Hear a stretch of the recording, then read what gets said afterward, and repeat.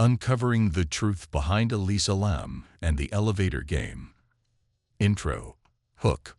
The chilling elevator footage of Elisa Lam has been seen by millions. But what if her bizarre behavior wasn't random? What if she was playing a game with deadly consequences? The elevator game is an urban legend that supposedly opens a doorway to another dimension. In this video, we'll analyze the disturbing footage and ask the question: was Elisa Lam a tragic victim of this paranormal ritual? Section 1. The victim and the setting. In January 2013, Elisa Lam, a 21-year-old student from the University of British Columbia, was on a solo trip down the West Coast. Her family described her as adventurous and bright, but also noted that she struggled with bipolar disorder and depression. Her journey brought her to Los Angeles, where she checked into the Cecil Hotel, a budget hotel with a deeply troubled history. To really get this case, you have to understand the setting. The Cecil Hotel, opened in 1924, isn't just any hotel. Sitting near the notorious Skid Row, it's been the site of numerous suicides, murders, and unexplained deaths. It was even a temporary home for serial killers like Richard Ramirez, the Night Stalker. By the time Elisa Lam arrived, the hotel had tried to rebrand part of itself as the Stay on Main to escape its dark past, but the building was the same. Its long, grim history has led many to believe the hotel itself is haunted, a place where tragedy just seems to linger. This was the ominous backdrop for the last days of Elisa Lam's life. Initially, Elisa was in a shared room, but her roommates soon complained of odd behavior, and she was moved to a private room on the 5th floor. For several days, she was in daily contact with her parents back in Canada. Then, on January 31, 2013, the call suddenly stopped. Elisa Lam was gone. Section 2. The disappearance and the discovery. When her parents didn't hear from her, they immediately reported her missing. The Los Angeles Police Department launched an investigation. They searched her room and found all her belongings, her wallet, ID, and medication, left right there. There were no signs of a break-in or any kind of foul play. It was as if she had just walked out and vanished into thin air. Weeks went by with no leads. The police, getting desperate, decided to release the last known footage of Elisa, taken by a security camera in one of the hotel elevators on the day she disappeared. The world was about to see the video that would make this case infamous. While the search was ongoing, something strange started happening inside the hotel. Guests began complaining about the water, reporting low pressure, a dark color, and a weird taste. On the morning of February 19th, nearly 3 weeks after Elisa was last seen, a hotel maintenance worker named Santiago Lopez was sent to the roof to check the water tanks. Getting to the roof was supposed to be difficult.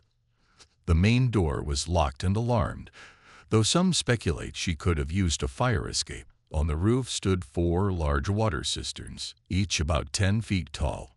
Lopez has stated that the hatch on one of the tanks was open, a detail that remains a point of contention. When he looked inside, he made a horrifying discovery. Floating face up in the murky water was the naked body of Elisa Lam.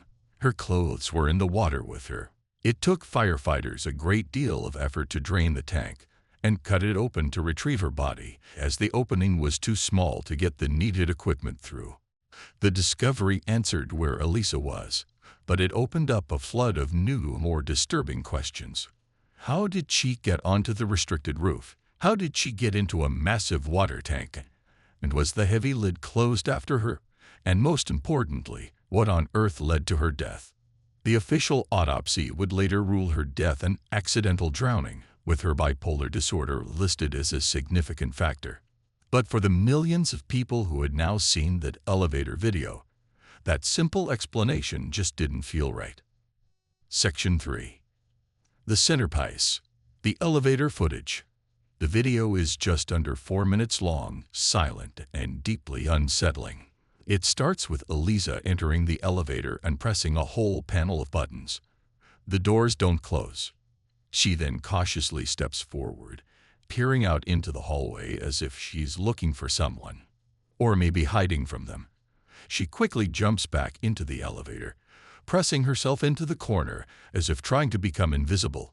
Again, she moves to the doorway, looking both ways before stepping completely out. She stands just outside, and this is where her behavior gets even stranger. She starts making odd, twisted gestures with her hands, moving her arms and fingers in a way that looks almost unnatural. At times, it seems like she's talking to someone just out of frame, but no one else is ever seen. After more than a minute of this, she walks away, and the elevator doors, which had stayed open this whole time, finally close. They open and close a couple more times before the video ends. This was the last time anyone saw Elisa Lam alive. The footage was so bizarre that many viewers immediately suspected she was hiding from a pursuer. Others thought the video had been tampered with, pointing to a blurred timestamp and moments where the footage appears to slow down. But another theory started to take hold, one that connected her actions to a very specific and terrifying ritual: the elevator game. This urban legend, which started in Korea and Japan, is said to be a ritual that lets a player travel to another world, and the rules are chillingly specific. Section 4. The investigation and the theories. First, let's break down the official explanation. The LA County Coroner's Office concluded that Elisa Lam's death was an accidental drowning. The autopsy found no signs of physical trauma or sexual assault, and toxicology tests showed no illegal drugs in her system. However, the report did note that she likely wasn't taking her medication for bipolar disorder correctly, which could have triggered a psychotic episode. Investigators believe that in this state, he found her way to the roof, climbed into the water tank, and drowned. Their parents' lawsuit against the hotel was eventually dismissed. This explanation, while plausible, leaves some big questions. How did she get past the rooftop security? How does one person climb a 10-foot tank and manage the heavy lid? These questions created a vacuum that was quickly filled by other theories. The foul play theory suggests she was chased by someone, maybe a hotel employee or another guest, and that her death was a murder that was covered up. People who believe this point to her fearful behavior in the elevator and the mystery of how she got into the tank as proof that someone else was involved. But the theory that has spread the furthest, and the one that fits the eerie footage, is the paranormal one. Let's look at the elevator game. The ritual requires a player to be in a building with at least 10 floors and to press elevator buttons in a specific sequence: 4th floor, 2nd floor, 6th floor, 2nd floor, 10th floor, and then the 5th floor. The legend says that on the 5th floor, a mysterious woman might get in the elevator. The player must not look at or speak to her. Then the player hits the button for the 1st floor. If the elevator goes up to the 10th floor instead, the ritual has worked and the doors will open to another world. When you compare these rules to Elisa's actions, the parallels are hard to ignore. She pushes multiple buttons.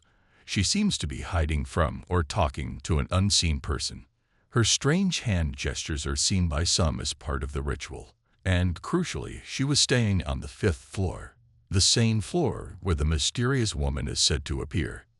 Was Elisa in a state of confusion or curiosity trying to play this game? Did she think the elevator would take her somewhere else? This theory suggests her erratic behavior wasn't random at all, but a deliberate series of actions. It's important to be very clear. There is absolutely no concrete evidence that Elisa Lam had ever heard of the elevator game. This connection is purely a product of internet speculation, an attempt to find a pattern in a seemingly senseless tragedy. CTA and conclusion. In the end, we're left with 3 different stories: the scientific explanation of a tragic mental health episode, the criminal explanation of a hidden murder, and the paranormal explanation of a game gone horribly wrong. Each one tries to make sense of the senseless, but none can fully answer all the questions that hang over the final lonely hours of Elisa Lam's life. The Cecil Hotel has since been renovated and reopened as an affordable housing complex, though it has faced struggles and was put up for sale in 2024. The story of Elisa Lam has become a modern ghost story, a cautionary tale where a real tragedy got tangled up with an internet urban legend. We may have the official cause of death, but the truth of what really happened in that hotel feels as elusive as ever, lost in the murky waters of a rooftop cistern and the silent, haunting frames of that final elevator ride. What do you believe happened to Elisa Lam? Was it a tragic accident, a sinister crime, or something else entirely? Let us know your theories in the comments below. And if you want to explore more enduring mysteries, make sure to subscribe.